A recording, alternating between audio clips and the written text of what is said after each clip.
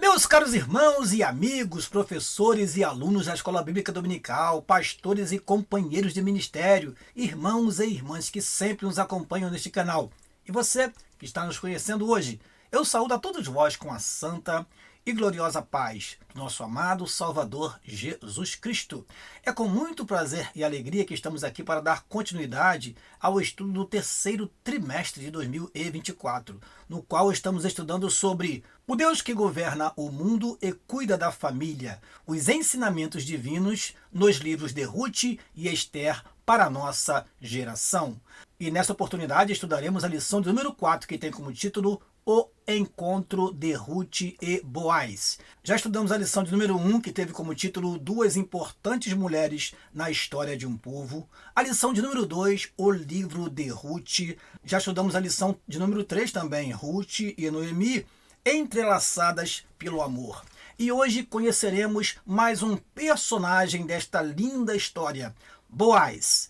Eu quero pedir a você que desde já deixe aí o seu like e compartilhe essa aula com outros irmãos e irmãs, professores e professoras da Escola Bíblica Dominical, para que possamos alcançar mais e mais pessoas. Nós sempre deixamos uma aula para o professor desenvolver bem a sua aula em classe.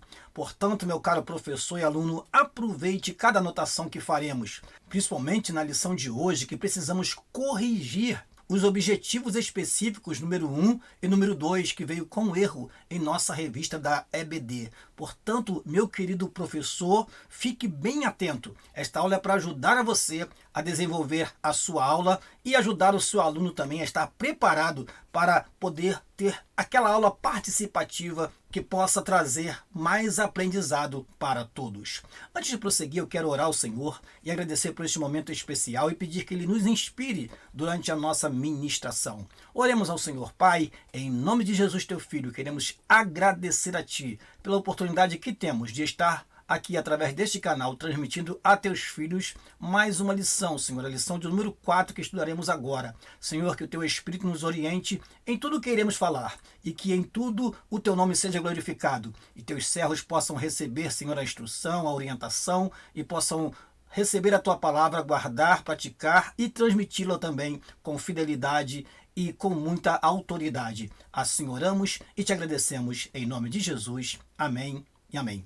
Vamos então, irmãos, à nossa aula e vamos começar com o nosso textuário. Eu trouxe para você o textuário em 3 versões, para ficar mais compreensível para você, caro professor e aluno da Escola Bíblica Dominical.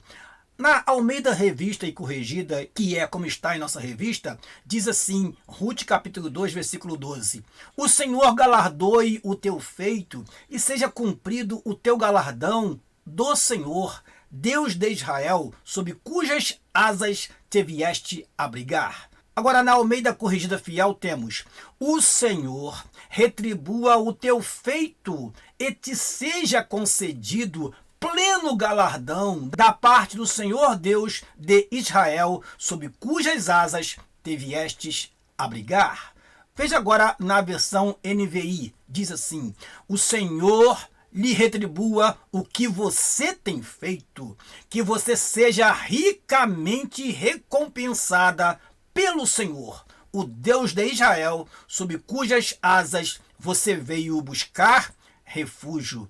Ruth capítulo 2, versículo 12. Esse é o nosso textuário em 3 versões, para que você, caro professor, possa transmitir aos seus alunos de forma bem clara o que significa este versículo. É Boaz dizendo: Deus te recompense, Deus recompense e retribua os teus feitos, que você seja ricamente recompensada pelo Senhor, o Deus de Israel, sob cujas asas você veio se abrigar. Essas foram as palavras ditas por Boaz, que se encontra em Ruth capítulo 2, versículo 12. Veremos isso durante a lição. Mas vamos à nossa verdade prática. A verdade prática diz assim: o verdadeiro e puro modelo de bondade é servir uns aos outros de coração, confiando na fidelidade e justiça de Deus. Repetindo, o verdadeiro e puro modelo de bondade é servir uns aos outros de coração, confiando na fidelidade e justiça de Deus. Vamos agora a leitura bíblica em classe. Na nossa revista, meus amados irmãos, está Ruth capítulo 2, versículo 1 a 4, e depois passa para o versículo 11, e depois para o versículo 12 e para o versículo 14. Mas nós achamos melhor fazer uma leitura que inclua todos os versículos, do versículo 1 ao versículo 14. Isso vai nos ajudar na compreensão dessa história e vai nos ajudar também na argumentação durante a nossa aula. Vamos, pois, a essa leitura. Ruth capítulo 2, versículo 1 a 14, diz assim a palavra do Senhor. E tinha Noemi um parente de seu marido, homem valente e poderoso, da geração de Elimeleque, e era o seu nome Boaz. E Ruth, a moabita, disse a Noemi: deixa-me ir ao campo e apanharei espigas atrás daquele em cujos olhos eu achar graça. E ela lhe disse: vai, minha filha. Foi, pois, e chegou, e apanhava espigas no campo após os segadores. E caiu-lhe em sorte, uma parte do campo de Boaz, que era da geração de Elimeleque. E eis que Boaz veio de Belém e disse aos segadores: o Senhor seja convosco. E disseram-lhe eles: o Senhor te abençoe. Depois disse Boaz a seu moço que estava posto sobre os segadores: de quem é esta moça? E respondeu o moço que estava posto sobre os segadores e disse: esta é a moça moabita que voltou com Noemi dos campos de Moabe. Disse-me ela: deixa-me colher espigas e ajuntá-las entre as gavelas após os segadores. Assim ela veio e, desde pela manhã, está aqui até agora, a não ser um pouco que esteve sentada em casa. Então disse Boaz a Ruth: não ouves, filha minha? Não vais colher a outro campo, nem tampouco passe daqui, porém aqui te ajuntarás com as minhas moças. Os teus olhos estarão atentos no campo que cegarem, e irás após elas. Não dei ordem aos moços que te não toquem. Tendo tu sede, vai aos vasos e bebe do que os moços tirarem. Então ela caiu sobre o seu rosto e se inclinou à terra e disse-lhe: por que achei graça em teus olhos, para que faças caso de mim, sendo eu uma estrangeira? E respondeu Boaz e disse-lhe: bem se me contou quanto fizeste a tua sogra depois da morte de teu marido, e deixaste a teu pai e a tua mãe e a terra onde nasceste, e vieste para um povo que dantes não conhecestes. O Senhor galardoe o teu feito, e seja cumprido o teu galardão do Senhor, Deus de Israel, sob cujas asas te viestes abrigar. E disse ela: achei eu graça em teus olhos, Senhor meu, pois me consolaste e falaste ao coração da tua serva, não sendo eu nem ainda uma das tuas criadas. E sendo já a hora de comer, disse-lhe Boaz: achega-te aqui e come do pão, e molha o teu bocado no vinagre. E ela se assentou ao lado dos segadores, e ele lhe deu do trigo tostado, e comeu, e se fartou, e ainda lhe sobejou. Amém. Vamos então aos objetivos da nossa lição. Eu quero destacar para os irmãos aqui o seguinte: houve um erro grave na nossa revista. Se você observar na página de número 25, você verá a apresentação da lição, o objetivo da lição, dizendo assim: apresentar a proposta de Noemi, que é o primeiro objetivo que está na revista. E depois, no segundo objetivo, está abordar a convicção amorosa de Ruth em relação à sua sogra. Ora, se você voltar na lição de número 3, você verá que esses foram os objetivos da lição de número 3. O primeiro e segundo objetivo da lição de número 3, que está na página 18 da revista do professor, diz assim: apresentar a proposta de Noemi, que é o primeiro objetivo, e o segundo, abordar a convicção amorosa de Ruth em relação à sua sogra. Ou seja, houve um erro aqui na nossa revista, e nós trazemos para você, caro professor e aluno, 2 objetivos de acordo com a lição. Portanto, os objetivos que estão na cor amarela são os que nós escrevemos para você ter os objetivos da lição de acordo com a lição. Percebemos esse erro na revista e não vamos deixar você sem os objetivos. Então, de acordo com a lição, o primeiro objetivo que temos é apresentar o parente remidor Boaz, um homem íntegro, respeitado e próspero. Isso é o que vemos no primeiro tópico da lição. Esse, portanto, para nós, é o primeiro objetivo da lição. O segundo objetivo, identificar a ternura, o respeito e a sensibilidade espiritual de Boaz para com Ruth. Ora, de onde tiramos isso? Do conteúdo do segundo tópico da lição. Agora, na nossa revista, na página 25, o terceiro objetivo está correto, que é refletir a respeito da lei da semeadura na colheita de Ruth. Por isso nós deixamos na cor branca, refletir a respeito da lei da semeadura na colheita de Ruth é o terceiro objetivo, de fato, desta lição. Então, eu proponho a você, caro professor, que você utilize esses objetivos. Você pode criar outros, se você assim desejar, mas não siga o que está na revista, porque houve um equívoco. E talvez na hora de copiar e colar para a aula seguinte, tenha havido algum esquecimento de editar. E aqui nós estamos para observar isto e dar a você uma orientação. Veja como é importante esta pré-aula para você, caro professor e aluno, porque nós lemos a lição anteriormente e trazemos para você algumas sugestões, e esta orientação é importantíssima para você que sempre se utiliza dos objetivos da lição quando ministra a sua aula. Amém? Vamos prosseguir então e vamos para a introdução da nossa aula. Diz assim a nossa breve introdução. Na lição anterior, o assunto central foi a amizade entre Noemi e Ruth, sogra e nora. Nesta, ou seja, na lição 4, um novo personagem entra em cena, Boaz, o parente remidor. Veremos como o Deus da providência recompensa os que se doam a bons relacionamentos. Aliás, na semana passada, na lição de número 3, nós estudamos sobre o relacionamento entre Ruth e Noemi. Aquele relacionamento baseado no amor, na amizade. E Ruth deixou a sua família, Ruth deixou seu pai, sua mãe, deixou os seus deuses, deixou a sua terra e foi para Belém junto com Noemi, uma pessoa idosa que deu a ela um ótimo exemplo de mulher temente a Deus, ao ponto de Ruth reconhecer em Noemi uma referência, dizer: o teu Deus é o meu Deus. Ou seja, Ruth conheceu Deus através da vida de Noemi e não hesitou em largar os seus deuses e vir para Belém para poder adorar ao único e verdadeiro Deus. Vamos então ao primeiro tópico da lição, Boaz, o remidor.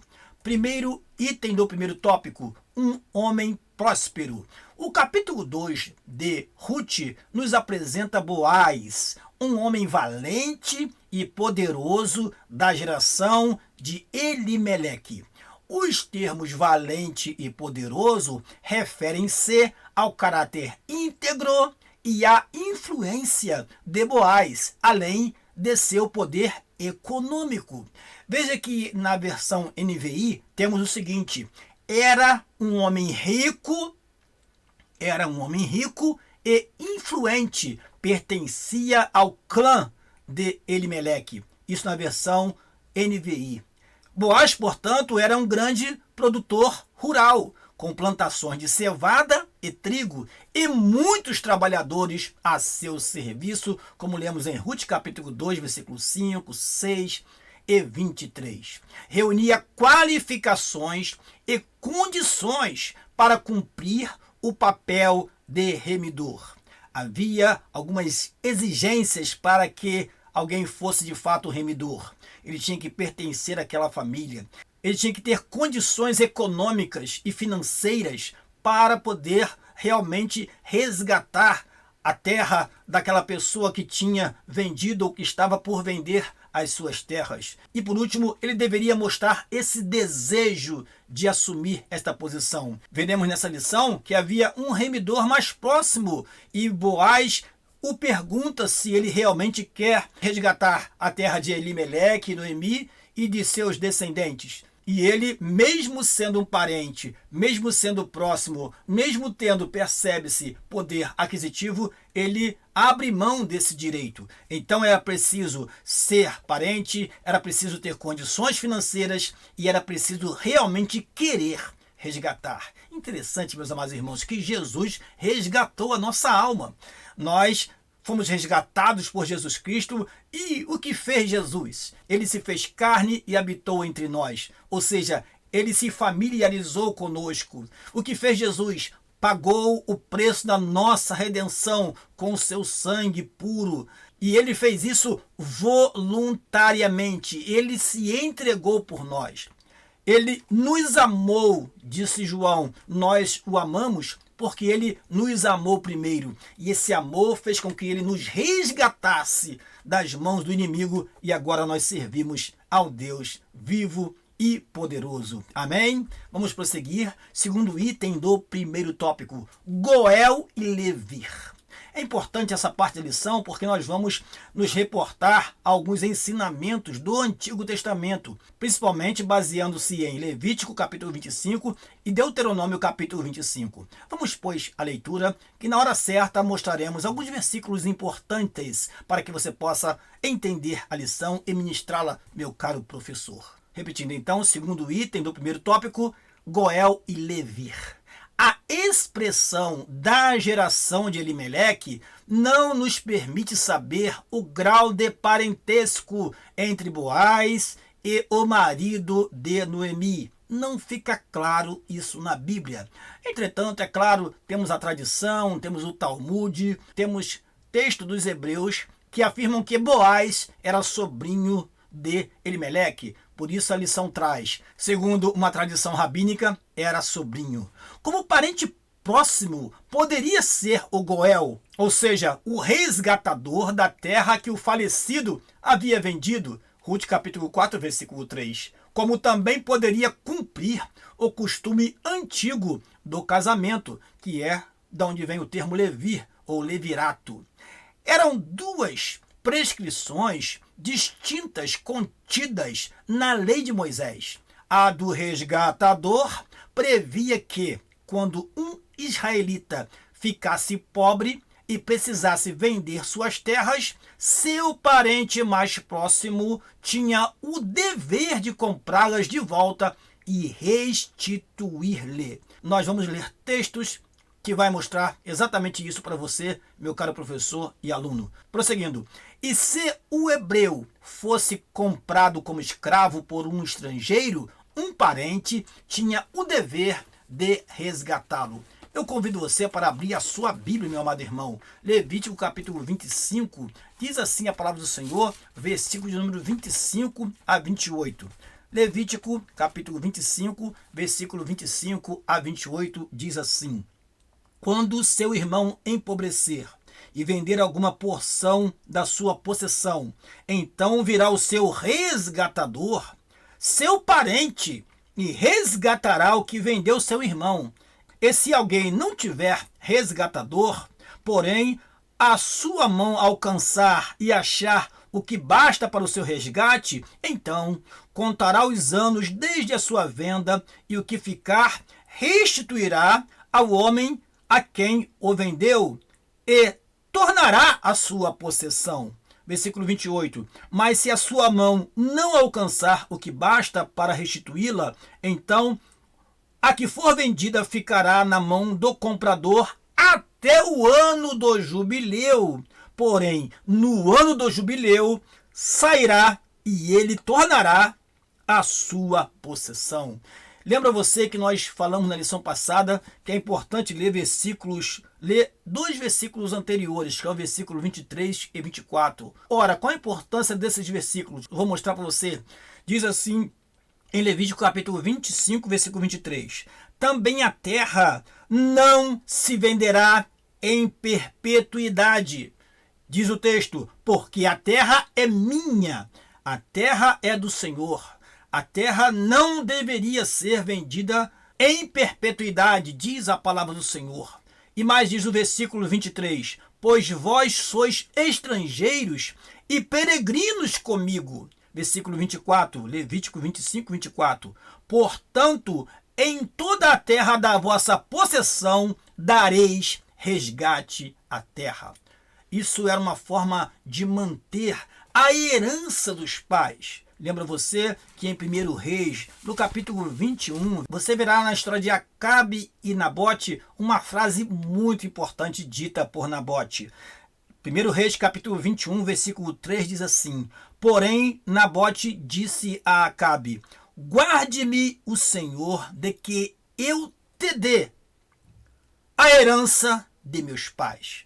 Então a terra passava de pai para filho, de filho para o neto e assim por diante. Era uma herança dos pais que não podia ser perdida e era uma forma de não haver injustiça no meio do povo de Deus. Portanto, voltando à nossa lição, o resgatador se apresentava para restituir a terra daquele seu parente que porventura teve que vender ou desejava naquele momento vender a terra e para não perder a herança dos seus pais, um parente pagava então aquela parte e resgatava e restituía aquela terra para aquela família, para que não passasse de uma família para outra e assim se conservava a herança dos pais. Já a lei do levirato previa que o irmão do cunhado, levir, se casasse com a viúva e suscitasse descendência ao falecido. Vamos agora para Deuteronômio, capítulo 25, versículos 5 a 10. Diz assim a palavra do Senhor. Quando alguns irmãos morarem juntos e algum deles morrer e não tiver filho, então a mulher do defunto não se casará com homem estranho de fora. Seu cunhado entrará a ela e a tomará por mulher e fará a obrigação de cunhado para com ela. E será que o primogênito que ela der à luz estará em nome de seu irmão defunto, para que o seu nome se não apague em Israel. Depois o texto prossegue falando da recusa do homem que porventura não quisesse cumprir a lei do levirato. Mas o que nos importa aqui é o que está no versículo 5 e 6. Temos, portanto, uma obrigação legal. Um parente, o cunhado, aquele parente próximo, deveria assumir a responsabilidade de gerar semente para o seu irmão que tinha falecido. E aqui, irmãos, nós temos nesta lição essas duas leis sendo cumpridas por Boaz, Noemi e Ruth. E lembrando aqui da lição que falamos sobre o livro de Ruth, isso em um momento completamente conturbado no tempo dos juízes. Eles conservavam a lei e faziam com que fossem cumpridos os mandamentos de Deus. Continuando, tudo indica que essa prática foi ampliada, seguindo uma ordem de parentesco mais abrangente, ou seja, não somente ao cunhado, mas ao sobrinho, aquele que fosse o parente mais próximo, semelhante à do resgatador, diz aqui o nosso texto. No caso de Boaz, havia um remidor mais chegado que ele. É o que nós temos quando lemos Ruth capítulo 3, versículo 12. Nós vamos ler esse versículo que é importante para que você possa entender a atitude tão bonita de Boaz de dizer, olha, eu posso até resgatar, mas tem um que está na frente, tem alguém mais chegado do que eu. Ruth capítulo 3, versículo 12 diz assim, fica-te aqui esta noite, e será que pela manhã, se ele te redimir, bem está, ele te redima, porém, se não te quiser redimir, vive o Senhor, que eu te redimirei, deita-te aqui até amanhã. E ficou muito claro, irmãos, o respeito de Boaz em relação a Ruth, porque durante aquela noite ele não tocou naquela jovem senhora e respeitou aquela mulher numa atitude de cavaleiro, de homem que realmente sabe controlar os seus impulsos e não são levados pelos prazeres da carne e esquecendo-se da lei do Senhor, de respeitar os limites que a lei do Senhor nos impõe. Vamos então prosseguir. Diz assim o terceiro item do primeiro tópico: temor e respeito. A saudação de Boaz a seus empregados demonstra que ele temia a Deus. A invocação a Jeová, o Senhor seja convosco, dirigida a todos os segadores, indica também seu respeito aos que com ele trabalhavam.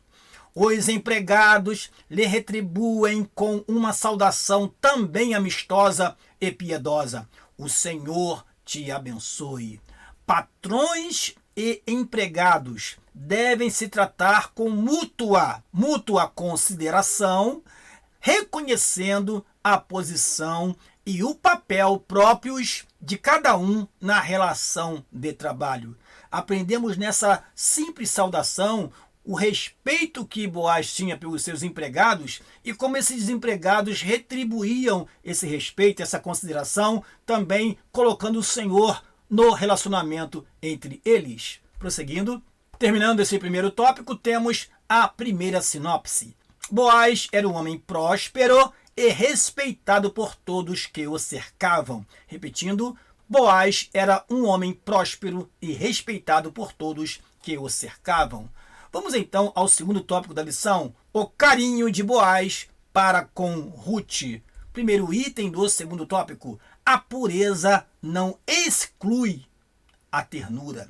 Logo que chegou ao campo, Boaz notou a presença de uma moça diferente entre os que respigavam. Informado de que era Ruth, dirigiu-se a ela de forma carinhosa. Chamando-a de filha, deu liberdade para continuar catando espigas em sua plantação e lhe assegurou de que seria tratada com o devido respeito. Olha a frase de Boaz: não dei ordem aos moços que te não toquem. Boaz se preocupou com a segurança de Ruth. Assédio moral e sexual são atitudes pecaminosas e perturbadoras no ambiente laboral e em qualquer área da vida. Boaz era um cavalheiro muito educado com todos. Um viver santo não exige que sejamos rudes e descorteses. Isso é importante, irmãos, porque alguns acham que uma vida de santidade é uma vida de andar sempre com o rosto fechado, com o que chamamos de cara de delegado, sempre mal-humorado, e assim a pessoa se conserva puro, imaculado. Não, irmãos. A vida de santidade, ela é para ser vivida exatamente no meio social. As pessoas precisam perceber que você é diferente. O Senhor Jesus Cristo, ele comia com os pecadores. Isso não era entendido pelos religiosos da época. É só você ler Lucas capítulo 15, os primeiros versículos, que você vai ver como que isso causava incômodo àqueles religiosos fariseus, saduceus e outros que haviam naquela época. Mas Jesus mostrou a sua santidade, mostrou a sua pureza no meio do povo e não afastado dele. Portanto, irmãos, um viver santo não exige que sejamos rudes, ignorantes, grosseiros em nossa forma de falar e se expressar. Nós temos muitos pastores que tratam os seus obreiros como se fossem seus escravos. Não podemos fazer isso. Todos nós somos filhos de Deus e devemos entender que somos rebanho do Supremo Pastor. Ainda que sejamos pastores, mas nós somos ovelhas do Supremo Pastor. Jesus, o mais puro dos homens, convivia com todos. Você pode ler estes versículos e muitos outros no Novo Testamento que mostra que Jesus, ele comia com os pecadores, ele convivia com os pecadores. Isso para mostrar realmente a diferença. Isso para dar oportunidade também àquelas pessoas de salvação. Há dois termos que são citados nessa parte que eu faço questão de explicar a você na próxima tela. Assédio moral e assédio sexual. Ora, pastor Daniel, o que é isso? Bom, se você desejar explicar aos seus alunos, você diga o seguinte: assédio moral é definido da seguinte forma: toda conduta abusiva, a exemplo de gestos, palavras e atitudes que se repitam de forma sistemática, atingindo a dignidade ou integridade psíquica ou física de um trabalhador. Essa é uma definição do CNJ, do Conselho Nacional de Justiça. Alguns exemplos temos aqui: contestar ou criticar constantemente o trabalho da pessoa. A pessoa está ali trabalhando e aquele chefe, aquele patrão está sempre criticando, criticando. Isso vai fazendo com que a dignidade daquela pessoa seja atingida de modo a causar constrangimento e fazer com que a pessoa se desestabilize e tenha um desempenho muito abaixo do que ela poderia fazer se tivesse um ambiente mais tranquilo de trabalho. Outro exemplo: sobrecarregá-la com novas tarefas ou deixá-la propositalmente no ócio, provocando a sensação de inutilidade e incompetência. Todos recebem uma atribuição, todos recebem uma promoção e aquela pessoa vai sendo deixada ali, esquecida. Isso caracteriza também assédio moral, provocando a sensação de inutilidade, ou seja, a pessoa se acha inútil. Isso pode acontecer, irmãos, até mesmo dentro da casa do Senhor. Às vezes o obreiro está ali e ele não é visto pelo pastor presidente ou pelo seu líder. Isso vai fazendo com que ele se sinta cada vez mais inferiorizado em relação aos outros. Continuando: ignorar deliberadamente a presença da pessoa. A pessoa está ali, a pessoa ignora, não cumprimenta, não fala, não abraça, não pergunta como está a família. Divulgar boatos ofensivos sobre a pessoa e, por último, dirigir-se a ela aos gritos, sempre gritando com ignorância. E nós vemos que Boaz é um exemplo de patrão que chegava já colocando Deus na relação entre ele e seus empregados. Portanto, o assédio moral é algo que tem se repetido e muito nas empresas e também nas igrejas. Tomem cuidado, caro pastor que lidera, porque você pode ser enquadrado em algum momento no crime de assédio moral, detratando, ofendendo ou humilhando aqueles que são os servos de Deus que estão sob sua liderança. E o assédio sexual, acredito que você não teria dificuldade de definir, mas nós trouxemos uma definição da jurisprudência que diz assim: o assédio sexual é definido de forma geral como o constrangimento com conotação sexual no ambiente de trabalho em que, como regra, o agente utiliza sua posição hierárquica superior ou sua influência para obter o que deseja. E o que ele deseja é utilizar-se do corpo da pessoa para atender aos seus desejos sexuais. Deixo para você, meu caro professor, essas duas definições e você pode explorar e comentar com os seus alunos caso queira e tenha tempo para isso. Continuando, segundo item do segundo tópico: Deus estava agindo. A atitude de Boaz surpreendeu Ruth. Como estrangeira e pobre, certamente ela tinha receio de como seria tratada. Ela agia com educação e discrição. Ruth, capítulo 2, versículo 7, diz assim a palavra do Senhor: disse-me ela, deixe-me colher espigas e ajuntá-las entre as gavelas após os segadores. Ou seja, Ruth chegou com muito cuidado, se aproximando daqueles segadores, daqueles homens, para poder trabalhar naquele campo que ela nem sabia, meus amados irmãos, que pertencia a uma pessoa que era da linhagem de Elimeleque, mas Deus estava agindo. Impressionada com o gesto de Boaz, inclinou-se ao chão e, de forma humilde, reconheceu ser indigna do tratamento que recebeu. Isso está em Ruth capítulo 2, versículo 10. Havia uma motivação especial na conduta de Boaz. Qual era? Ele já conhecia a bela história de Ruth. Irmãos, como é importante isso. Assim como a má fama corre, e corre às vezes mais rápido do que a boa fama, a boa fama, ela corre também. Ora, Noemi veio e as pessoas ficaram admiradas. Não é esta Noemi? Foi com Elimeleque, foi com os seus filhos e agora veio com essa moabita?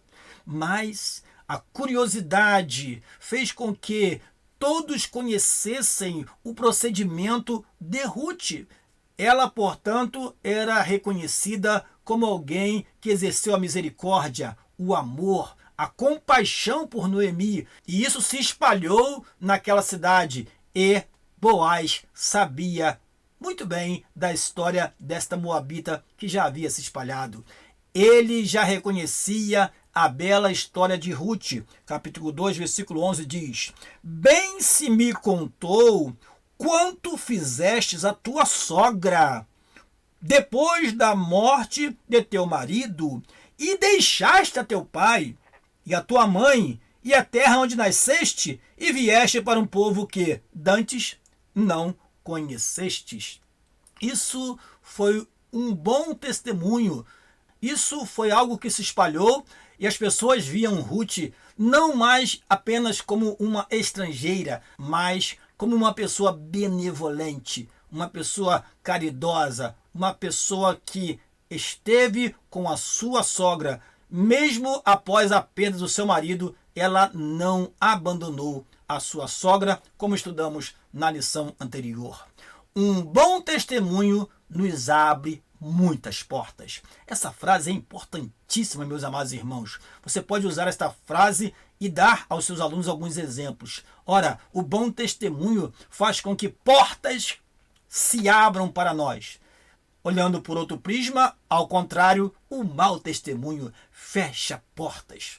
Por isso nós temos tantas pessoas que têm dificuldade de ascender na sua carreira profissional, de conseguir um bom emprego, porque infelizmente não dão um bom testemunho. Mas aqui Ruth deu um bom testemunho e esse testemunho se espalhou por Belém e todos sabiam que ela era uma mulher virtuosa. Continuando. Terceiro item do segundo tópico, sensível e espiritual. Boaz conciliava firmeza moral e sensibilidade, ternura e espiritualidade. O versículo-chave do livro é uma declaração feita por ele, que é o nosso texto áureo. Ruth capítulo 2, versículo 12. Boaz tinha uma profunda compreensão espiritual. Além de ser um homem educado, polido, Boaz era um homem espiritual, porque ele abençoa Ruth com as suas palavras. Quando ele fala no versículo 12, o Senhor galardoe o teu feito. Ele reconhece que quem retribui mesmo é o Senhor, não é o homem. O Senhor galardoe o teu feito e seja cumprido o teu galardão do Senhor, Deus de Israel, ou seja, que ele te recompense ricamente, como lemos aqui no texto áureo em outras versões. E por último, sob cujas asas vieste te abrigar ou vieste buscar refúgio. Então, Boaz, ele atribui a Deus, ao Deus poderoso, o poder de abençoar e recompensar. Às vezes, irmãos, nós achamos que fazendo alguma coisa por alguém, aquela pessoa está recebendo a recompensa. Não, não. Quem retribui realmente é o Senhor. Vamos lá, a leitura. Ele reconhecia que o Deus dos hebreus não estava limitado a fronteiras territoriais ou barreiras étnicas. E, como servo de Yahvé, estava sendo usado para abençoar uma piedosa moabita. Suas palavras tocaram profundamente o coração de Ruth e lhe deram grande conforto. Versículo 13 diz: E disse ela: Achei eu graça em teus olhos, Senhor meu, pois me consolastes. E falaste ao coração da tua serva, não sendo eu nem ainda como uma das tuas criadas. Veja a humildade de Ruth nessas palavras. Como é lindo, irmãos, quando temos humildade diante de algumas situações e Deus certamente nos recompensará. Boaz tratou Ruth com ternura, respeito e sensibilidade espiritual. Repetindo, Boaz tratou Ruth com ternura, respeito e sensibilidade espiritual. Chegamos então ao último tópico da lição, tópico número 3, A colheita de Ruth e sua sobrevivência. Primeiro item do terceiro tópico, a lei da semeadura. Uma cosmovisão secular produz a ilusão de que vivemos em um mundo dos homens, apartados de Deus e não afetados por ele. Isso é fruto de uma incredulidade crescente. Ou seja, há muitos que acham que Deus não interfere mais na nossa vida. Acham que é coisa do acaso, acham que aquilo foi apenas coincidência e se esquecem que nós temos um Deus que governa o mundo e cuida das famílias. Por isso que nós temos como assunto do trimestre o seguinte: o Deus que governa o mundo e cuida da família. Deus está e sempre estará no controle de todas as coisas. Mas há muitos que acham que no mundo dos homens Deus não interfere. E aí nós temos uma visão, irmãos, que o nosso comentarista fala de visão dualista. Essa visão dualista em nada condiz com as Escrituras e com a realidade dos que confiam no Senhor da providência. O que seria a visão dualista é dizer que, olha, isso aqui é Deus que faz. Não, isso aqui é coisa dos homens. Deus não interfere na coisa que os homens fazem e os homens não interferem nas coisas que Deus faz. Ora, meus amados irmãos, realmente nós não podemos fazer o que Deus faz. Agora, Deus interfere sim nas ações, nos problemas. Ele tem liberdade para atuar em nossa vida. E alguns acham, não, isso aí não. Orar para quê? Você tem uma enfermidade, toma um remédio que você vai melhorar. Mas se você orar, Deus pode te curar. E se a doença for incurável, o remédio não fará nenhum efeito. Mas nós temos um Deus que é o Deus do impossível, que penetra nesse campo que seria só do homem e traz cura, libertação, transformação. E a pessoa que talvez seja pelos médicos condenada à morte pode voltar a ter uma vida sadia, se assim o Senhor, o Deus Todo-Poderoso, intervir. Ele é Deus da providência. Ruth decidiu servir ao Deus de Israel em vez de Quemós, o Deus dos Moabitas, cuja adoração incluía o sacrifício de crianças. Agora ela começava a experimentar a mão invisível de Jeová Jireh, ou Deus que provê, agindo graciosamente em seu favor. A lei da semeadura funciona integralmente. Se você não conhece o que está em Gálatas capítulo 6, versículo 7, eu quero ler esse versículo para você. Diz assim, Gálatas capítulo 6, versículo 7. Não erreis, Deus não se deixa escarnecer, porque tudo o que o homem semear, isso também ceifará. Ora, Ruth plantou amor, amizade, consideração, respeito. O que ela colheu? Colheu amor, amizade, respeito, consideração. Colheu o que plantou. A lei da semeadura se cumpre em nossas vidas também, meu amado irmão e irmã. Deus é um Deus que conhece, sabe todas as coisas, ele sabe o seu procedimento e ele retribuirá a cada um segundo as suas obras. Se não aqui nesta terra, mas na eternidade, Deus não deixará nenhum dos servos seus sem a devida recompensa. Segundo item do terceiro tópico, os, entre aspas, acasos de Deus. Alguém fala assim, obra do acaso, isso aí foi coincidência. Não, nós temos um Deus que controla todas as coisas. O primeiro sinal da ação de Deus foi a escolha, aparentemente aleatória, que Ruth fez, indo apanhar espigas no campo de Boaz. Para ela, era apenas uma casualidade, quando na verdade era um inequívoco ato da providência divina. Deus tem o controle de tudo e age em favor dos que o amam. Romanos capítulo 8, versículo 28. Quando Ruth retornou para casa e contou onde havia trabalhado, Noemi não escondeu sua exultação. Uma esperança brotou no coração da pobre viúva. Ruth, no capítulo 2, versículo 20, está assim registrado na palavra do Senhor. Então Noemi disse à sua nora: bendito seja do Senhor, que ainda não tem deixado a sua beneficência, nem para com os vivos, nem para com os mortos. Disse-lhe mais Noemi: este homem é nosso parente chegado e um dentre os nossos remidores. O que ela não sabia é que havia um remidor mais chegado. Ao saber que Ruth esteve no campo de Boaz, ela se alegrou. Ela percebeu que Deus estava sendo benévolo com ela. Apesar dela ter voltado triste, ter dito: não me chame de Noemi, me chame de Mara, porque a minha vida tem sido amarga. Nela, naquele momento, brotou a esperança. A esperança que às vezes muitos já não têm. Quando ela ouviu de Ruth que Ruth havia trabalhado no campo de Boaz, e Ruth nem sabia quem era Boaz, Noemi, que sabia quem era Boaz, se alegrou, porque ele era um que podia resgatar, remir a família de Elimeleque e, por extensão, a Noemi e Ruth naquele momento que elas estavam completamente desprovidas. Continuando, o resultado da colheita. Alguns frutos de nossas ações são colhidos de imediato. Outros levam tempo para aparecer.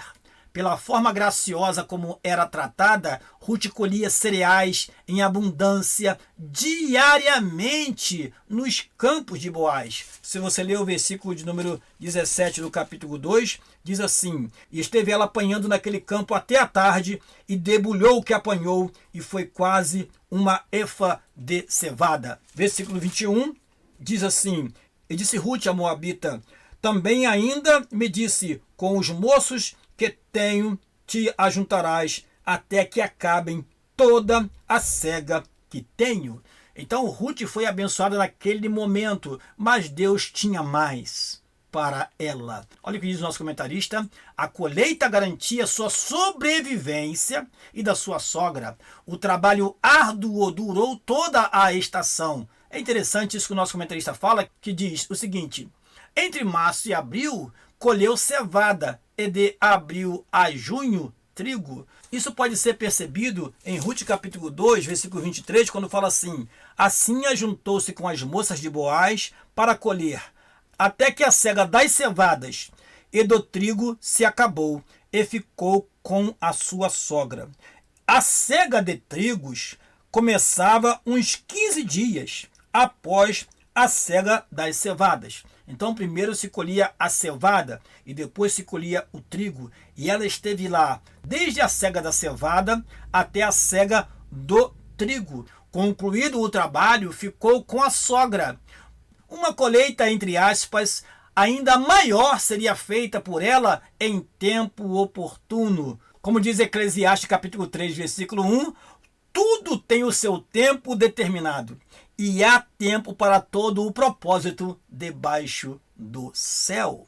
Essa colheita nós vamos estudar na próxima semana. É quando Deus lhe concede um filho. Esse filho, chamado Obed, tornar-se-ia o avô de Davi. Ruth passou a fazer parte da genealogia de Davi e do Senhor Jesus Cristo. Nosso Deus trabalha por aqueles que nele esperam. É o que temos em Isaías capítulo 64, versículo 4. Chegamos, portanto, à última sinopse. A sinopse da terceira parte diz assim: a história de Ruth com Boaz revela a validação da lei da semeadura e o bom plano de Deus em sua vida e no mundo. Repetindo, a história de Ruth com Boaz revela a validação da lei da semeadura e o bom plano de Deus em sua vida e no mundo. Conclusão da nossa aula diz o seguinte: a atitude de fé de Ruth estava sendo recompensada. Sua prontidão em cuidar da sogra levou-a a encontrar conforto e proteção naquele que seria o resgatador de toda a família e que a incluiria na genealogia do Redentor da humanidade. O Deus de Ruth é o nosso Deus. Ele continua agindo por aqueles que decidem se abrigar debaixo de suas asas. Confiar nele e viver fazendo o que lhe agrada é o meio infalível de alcançar sua misericórdia e favor. Amém. Não perca a quinta lição do terceiro trimestre de 2024, na qual estaremos estudando sobre o casamento de Ruth e Boaz, a remissão da família. Uma aula importantíssima que complementa essa história bíblica. Já na lição de número 6, falaremos sobre Esther. Portanto, meu amado irmão, eu conto com você aqui na próxima semana, na quinta lição deste trimestre. E eu quero terminar agradecendo você que esteve conosco até o final desta aula. Compartilhe, deixe aí o seu like e esteja conosco na próxima semana. Orem por nós para que Deus continue nos dando da sua infinita graça para continuarmos esse importante trabalho. Deus te abençoe no nome de Jesus. Amém e amém.